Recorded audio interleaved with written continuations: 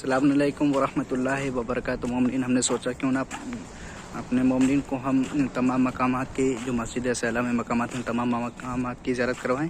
मोमिनीन, इस वक्त हम मस्जिद सहला में हैं। इस मस्जिद की बहुत ही ज़्यादा फजीलत और बरकत है। जैसे कि हमने आप तमाम मोमिनीन को मकाम इमाम जाफ़र सादिक अलैहिस्सलाम, मकाम इमाम ज़ैनुल-आबिदीन अलैहिस्सलाम की ज़ियारत करवाई। मोमिनीन, अब हम आप तमाम मोमिनीन को ज़ियारत करवा रहे हैं मकाम अंबिया व सालिहीन।